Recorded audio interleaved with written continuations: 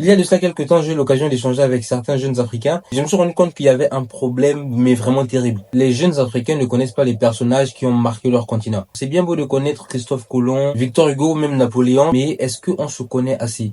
Tu connais Thomas Sankara? Pourquoi t'es son descendant? Vous connaissez Thomas Sankara? Bien sûr. De nom en tout cas, mais je sais pas vraiment qui c'est. Moi je vais pas faire le mytho. C'est l'ancien dictateur. Dictateur? Non, c'était pas un dictateur, c'était président du Burkina Faso. C'est sûr? Burkina Faso, oui. T'es sûr de toi? Bon, voilà, vous êtes là avec la publicité Levis. Bon, c'est bien. Je vois le blue jean avec c'est bien cousu là, Levis. Mais ça, c'est américain, ouais, même c'est marqué en bas, San Francisco. C'est écrit San Francisco. Qu'est-ce que vous voulez qu'on fasse? Lui, il m'a l'air de bien le connaître. Non, je connais pas bien, je vais pas te mentir. Hein. Mais en tout cas, je sais que c'est un grand homme. Parce que vu qu'on connaît tout son prénom, c'est qu'il a marqué l'histoire. L'autre là-bas, Harvard. Mais ça veut dire quoi? C'est la révolution petite bourgeoise. Les petits bourgeois sont comme ça, ils hésitent tout le temps.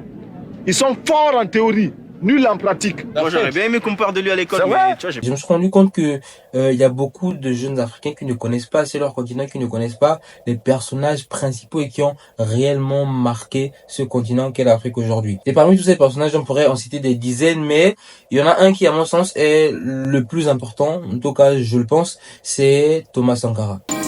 Le portrait de Sankara, j'ai tellement fait ça des milliers de fois que je me souviens de chaque détail de son visage, les yeux, le nez, les oreilles, surtout le béret qui est l'élément important. C'est clair que nous nous réclamons héritiers de Sankara, nous nous réclamons révolutionnaires, nous nous réclamons artistes engagés. C'est pour ça que nous prenons le risque de matérialiser son visage parce qu'il n'y a pas longtemps, on ne pouvait pas le faire. Il faut savoir que Thomas Sankara a été président du Burkina Faso jusqu'en 1984, il me semble. Et il a malheureusement été... Enfin, vous voyez ce que je veux dire, je vais pas me faire ban par YouTube. Mais la particularité avec ce dirigeant, à la différence de tous les autres, en tout cas, ou l'immense majorité, c'est que, en fait, il est venu avec des idées et une façon de voir les choses qu'on n'avait jamais vu, tout simplement. Ce personnage, en fait, a inspiré beaucoup de choses. Aujourd'hui, on en parle en Occident, des mouvements comme le féminisme ou l'écologisme. Thomas Sankara en parlait déjà à son époque en 1980.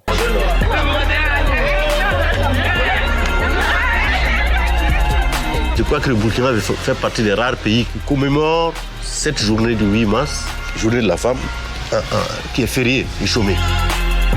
Je vois que vous tenez une liste là où c'est marqué salade, tomates, etc.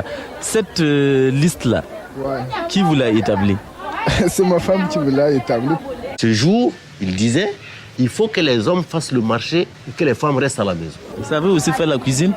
Ah, pour la cuisine, je connais rien, je ne connais pas grand-chose dans la cuisine. Hein. Quand Thomas a pris cette décision, la plupart des hommes ont rigolé. Eh bien, on va aller voir. Pourquoi vous n'êtes pas venu seul acheter et porter tout à la fois? Enfin, je ne suis pas venu seul parce que, bon, ce qu'il fallait acheter, bon, je ne connaissais pas, donc elle me montre comment, elle me montre et puis je paye. Mais mine de rien, quand même, en vrai, c'est bien parce qu'en fait, au final, ça permettait aux hommes, en fait, de mieux comprendre comment ça se passait, tu vois. Ensemble, je mets dans le panier. Et la femme, elle a presque honte. S'il vous plaît, est-ce que ça vous fait plaisir de sortir avec votre mari pour venir au marché et qu'il paye les condiments? Ça vous fait plaisir? Ça me fait pas plaisir puisque moi, je le faisais seule. Ouais, mais la pauvre, elle est habituée à tout faire toute seule. Maintenant, vous êtes... Lui, il devait le faire seul aussi pour savoir les difficultés qu'on rencontrait aussi, quoi. Mais qui fait ça? Enfin, franchement, qui fait ça? Moi, ça m'a fait mourir de rire le jour où j'ai su à propos de cette anecdote. J'étais là, non mais c'est grave, c'est-à-dire que le gars a appliqué son programme à la lettre. Vous allez savoir ce que c'est que l'expérience d'être une femme, en fait. D'aller et de partager finalement ce qu'on appelle aujourd'hui la charge mentale. Et ben on va se partager ça. On voit le féminisme comme un courant qui est venu d'ailleurs parce que maintenant quand on est féministe, vous entendez des féodaux nous dire non, ça c'est chez les blancs, ça m'étonne parce qu'on avait un modèle parfait de féminisme ici même au Burkina Faso. Tu te dis mais aujourd'hui on est encore en train d'écrire des tweets complètement dingues pour juste affirmer ça. Lui il dit ça, on est en 84. Après la semaine de la femme, la journée du marché obligatoire pour l'homme et la charte de la famille, la télévision locale lance les colombes de la Révolution. Par contre, les tenues, on voit bien qu'on est en 84, hein, parce qu'il est éclaté au sol. On va pas juger.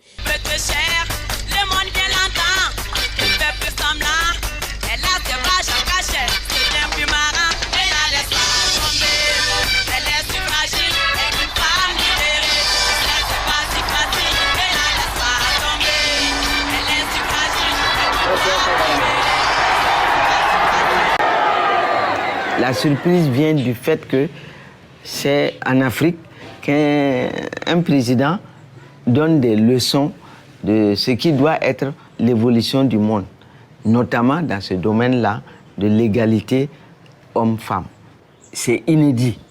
Je ne serai pas long ce soir parce qu'il se fait d'abord trop tard, mais aussi parce que les maris réactionnaires attendent que vous veniez faire la cuisine pour eux.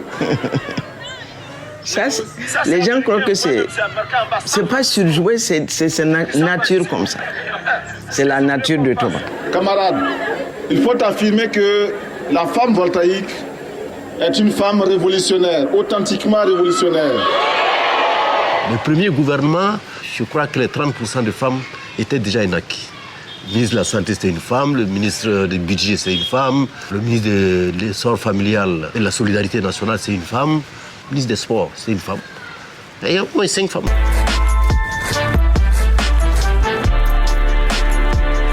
Nous devons donner à chaque femme le moyen de gagner honnêtement et dignement sa vie. Les mesures sont étudiées pour permettre aux femmes de recevoir de leur mari, par l'intermédiaire de l'État, ce que nous allons appeler le salaire vital. Le salaire de l'homme se partagera désormais avec sa femme et ses enfants, au détriment de la bière, au détriment des bars. Et ça c'est vrai les gars, parce que en fait on n'en parle pas assez. On n'en parle vraiment pas assez. C'est-à-dire, en Afrique en ce moment, on voit beaucoup de personnes, il y a beaucoup qui s'agitent à parler des églises et tout. Voilà, chacun pense ce qu'il veut penser, mais ça c'est une véritable problématique en fait à laquelle on ne s'intéresse pas assez. Le problème est que l'immense majorité, lorsque vous avez un peuple, lorsque vous avez des bars à tous les 100 mètres aussi, en fait, il faut se poser des questions. Au lieu de trouver des raisons à gauche et à droite, il faut se poser les bonnes questions par rapport à tout ça. Et franchement, ça, il faut que ça s'arrête et qu'on commence à se poser les bonnes questions. L'impérialisme, les maris qui battent les femmes, les maris qui torturent les femmes, la patrouille à mort. La femme africaine, c'est celle qui s'occupe du foyer. Moi, j'ai été élevé par ma mère. Je suis né à une époque où les pères africains n'étaient pas trop présents, ou alors ils avaient tendance un petit peu à bifurquer. Et c'est vrai qu'on s'appuie beaucoup, énormément en fait sur le rôle de la maman en fait. La sensibilité qu'il avait vis-à-vis de la libération de la femme était à fleur de peau. Et dans tous ses discours, il l'exposait. Dans une même famille de 2 élèves, une fille et un garçon, quand ils rentrent à la maison, la fille elle a des travaux, elle doit faire la cuisine, elle doit aider sa mère à faire de ceci et cela. Le garçon lui sort pour aller s'amuser. Et ne revient le soir que pour manger. Par contre ça, en vrai de vrai, c'est vraiment injuste. Parce que cette tradition qui avait pour ambition de faire de la femme un être qui doit rester à la maison et s'occuper des enfants, de la famille, a même été attaquée pour la première fois au Burkina Faso par Thomas Sankara. À l'école même, quand les filles sont en grossesse ou des choses comme ça, on les renvoie, n'est-ce pas? On les exclut. On le laisse lui, le garçon. Donc le garçon peut faire autant d'enfants qu'il veut. Dès la 6e, s'il commence à faire des enfants, jusqu'en terminale, on ne les renverra jamais. Mais la fille, même si elle est à 1 jour de son bac, elle fait un enfant, allez, renvoyer. Bon, il faut à ce niveau-là aussi, par une éducation sexuelle, apprendre aux filles et aux garçons, chacun, à connaître les dangers, les risques de tel ou tel acte. Les gars, le personnage, c'est un personnage qui est fascinant. Je vous avoue, il n'y a pas le temps, on a une vidéo de présenter tous les aspects et sa façon de voir. Donc aujourd'hui, j'ai prévu de ne vous montrer, comme vous l'avez vu, que sa façon de voir relative au féminisme. Donc on va faire une mini-série de vidéos par rapport à tout ça. Donc vendredi, je ferai un autre épisode par rapport à Thomas Sankara. Voilà les gars, merci d'avoir regardé cette vidéo. Partagez-la autour de vous. Et moi, je vous dis à la prochaine vidéo. Au revoir.